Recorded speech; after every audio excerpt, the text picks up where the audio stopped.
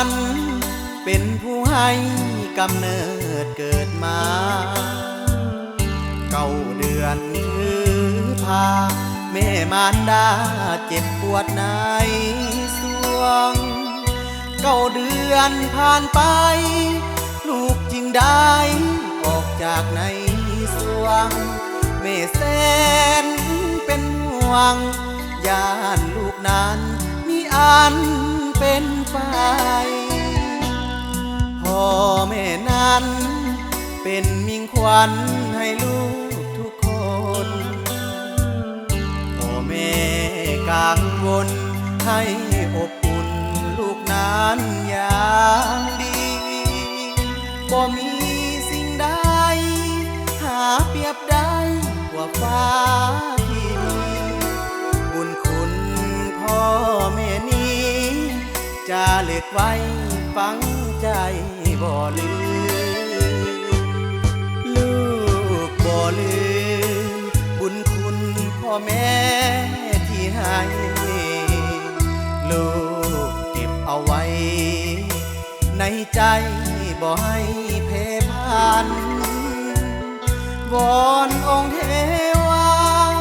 อยู่บนฟ้าช่วยเป็นพยานลูกขอสาบานขอปฏิญาณแม่ธรณีพ่อแม่สอนสั่งลูกนั้นยังจำฝังใจอีกดนปานใดลูกจะได้แทนคุณมารดาวอนองค์เทพไทยจงช่วยให้ลูกได้เวลาบุญคุณพ่อแม่ล้นฟ้าสวรรค์เมตตาจงช่วยโปรดปราณี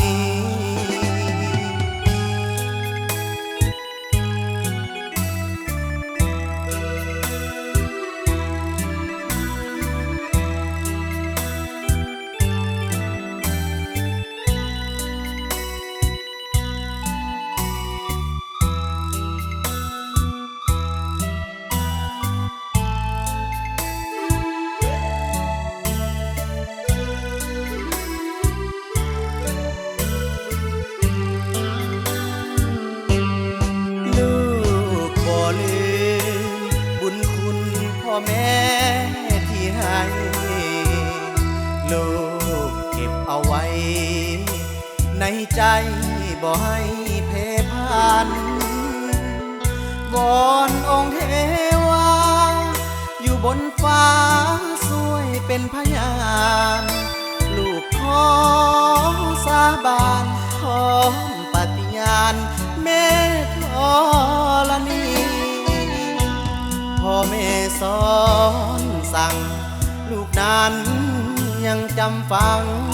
ใจอีกดนปานใดลูกจะได้แทนคุณมารดาวอนองค์เทพไทยจงช่วยให้ลูกได้